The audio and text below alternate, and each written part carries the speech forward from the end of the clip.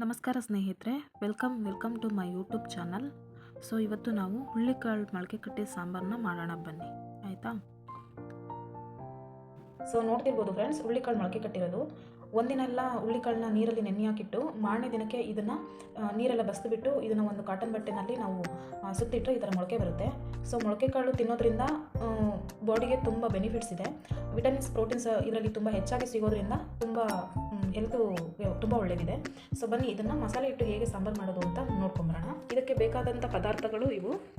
So ನಾನು ಏನೇನು ತೊಗೊಂಡಿದ್ದೀನಿ ಅಂದರೆ 2 ಕಟ್ ಮಾಡಿ ಇಟ್ಕೊಂಡಿರೋಂಥ ಈರುಳ್ಳಿ, 1 ಬೆಳ್ಳುಳ್ಳಿ, 1 ಸ್ಪೂನ್ ಕರಿಮೆಣಸು, ಮತ್ತು 2 ಚಕ್ಕೆ, 4 ಲವಂಗ, ಮತ್ತು 1 ಸಣ್ಣದಾಗಿ ಪೀಸ್ ಮಾಡಿ ಇಟ್ಕೊಂಡಿದ್ದೀನಿ ಶುಂಠಿನ, ಮತ್ತು ಹೇಗೆ ನಾವು 3 ಬೆಳಗ್ಗೆ ಮೆಣಸಿನ್ಕಾಯಿ, ಒಂದು 7-8 ಖಾರದ ಮೆಣಸಿನ್ಕಾಯಿ. ನಾವು ಸ್ವಲ್ಪ ಖಾರ ಯೂಸ್ ಮಾಡ್ತೀವಿ, ಹಾಗಾಗಿ ಇಷ್ಟು ಇಟ್ಕೊಂಡಿದ್ದೀನಿ.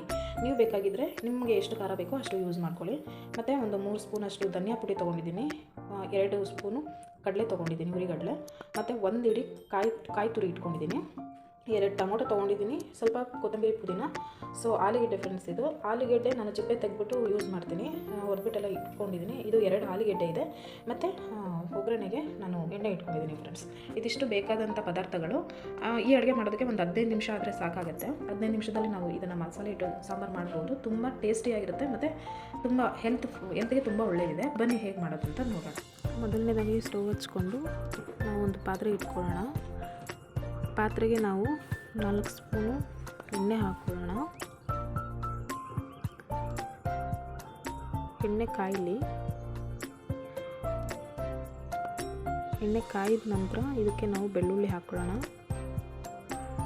ಬೆಳ್ಳುಳ್ಳಿ ನೀಟಾಗಿ ಫ್ರೈ ಆಗಲಿ. ಇದಕ್ಕೆ ಚಕ್ಕೆ ಲವಂಗ ಹಾಕ್ಕೊಳ್ಳೋಣ. ಹಾಗೆ 2 ಈರುಳ್ಳಿ ಕಟ್ ಮಾಡಿ ಇಟ್ಕೊಂಡಿರೋದು ಹಾಕ್ಕೊಳ್ಳೋಣ.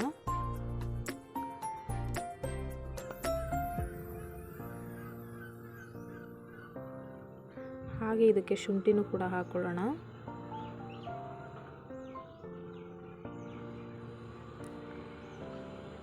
ನೀಟಾಗಿ ಫ್ರೈ ಆಗಲಿ. ಮತ್ತು ಇದಕ್ಕೆ ನಾವು ಬ್ಯಾಡಗಿ ಮೆಣಸಿನ್ಕಾಯಿ ಮತ್ತು ಖಾರದ ಮೆಣಸಿನ್ಕಾಯಿ ಎರಡನ್ನೂ ಕೂಡ ಇವಾಗ ಹಾಕ್ಕೊಳ್ಳೋಣ.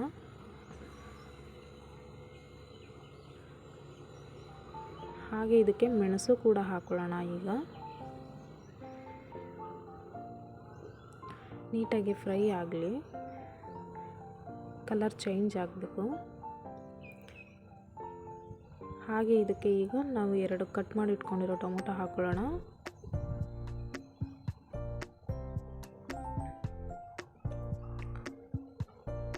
ನೀಟಾಗಿ ಫ್ರೈ ಆಗಬೇಕು ಫ್ರೆಂಡ್ಸ್.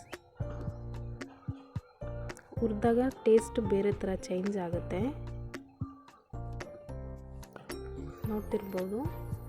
ನೀಟಾಗಿ ಫ್ರೈ ಆಗ್ತಾ ಇದೆ.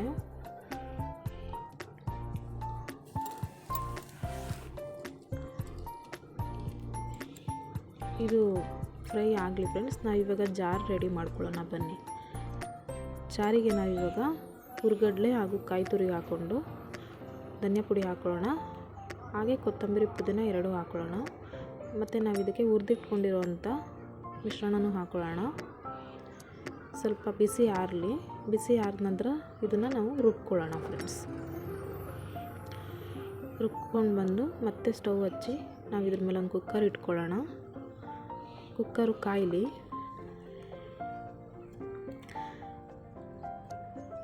ಕುಕ್ಕರ್ ಕಾಯ್ದ ನಂತರ ಇದಕ್ಕೆ ನಾವು 3 ಟೇಬಲ್ ಸ್ಪೂನಷ್ಟು ಎಣ್ಣೆ ಹಾಕ್ಕೊಳ್ಳೋಣ ಫ್ರೆಂಡ್ಸ್. ಇವಾಗ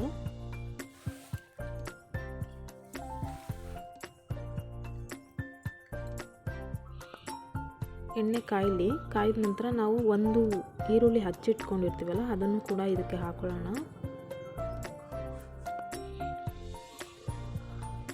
ನೀಟಾಗಿ ಫ್ರೈ ಆಗಲಿ ಫ್ರೆಂಡ್ಸ್. ಇದು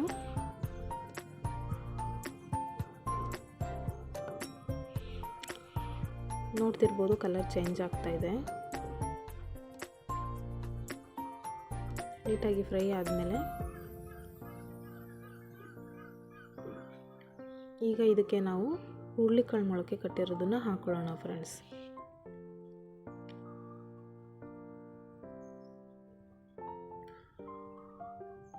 ಮೊಳಕೆ ಕಟ್ಟಿರೋದನ್ನು ಹಾಕ್ಕೊಂಡು ನೀಟಾಗಿ ಮಿಕ್ಸ್ ಮಾಡ್ಕೊಳ್ಳೋಣ.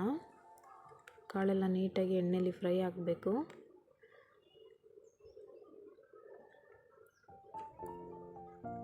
ಇದಕ್ಕೆ ನಾವಿವಾಗ ಆಲೂಗೆಡ್ಡೆ ಕಟ್ ಮಾಡ್ಕೊಂಡಿರೋದನ್ನು ಹಾಕ್ಕೊಳ್ಳೋಣ. ನೀಟಾಗಿ ಮಿಕ್ಸ್ ಮಾಡ್ಕೊಳ್ಳಿ. ಒಂದು ಚಿಟಿಕೆ ಅರಿಶಿನ ಹಾಕ್ಕೊಳ್ಳಿ ಹಾಗೆ ರುಚಿಗೆ ತಕ್ಕಷ್ಟು ಉಪ್ಪನ್ನು ಹಾಕ್ಕೊಳ್ಳಿ. ಇವಾಗ ಎಲ್ಲ ನೀಟಾಗಿ ಮಿಕ್ಸ್ ಆಗಲಿ, ಎಣ್ಣೆಯಲ್ಲಿ ನೀಟಾಗಿ ಫ್ರೈ ಆಗಲಿ ಆಲೂಗೆಡ್ಡೆನೂ ಕಾಳುಗಳು. ನಂತರ ಇದಕ್ಕೆ ನಾವು ಮಸಾಲೆ ಹಾಕ್ಕೊಳ್ಳೋಣ. ಮಸಾಲೆನೂ ಕೂಡ ಸ್ವಲ್ಪ ಎಣ್ಣೆಯಲ್ಲಿ ಫ್ರೈ ಆಗಬೇಕು. ನಂತರ ತೊಳೆದಿಟ್ಕೊಂಡಿರೋಂಥ ನೀರನ್ನು ಇದಕ್ಕೆ ಮಿಕ್ಸ್ ಮಾಡ್ಕೊಳ್ಳೋಣ.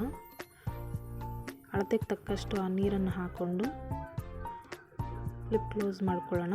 2 ವಿಷಲ್ ಆಗಲಿ ಫ್ರೆಂಡ್ಸ್. ನೋಡ್ತಿರ್ಬೋದು ಸಾಂಬಾರು ಎಷ್ಟು ಚೆನ್ನಾಗಾಗಿದೆ ಅಂತ ಹೇಳ್ಬಿಟ್ಟು.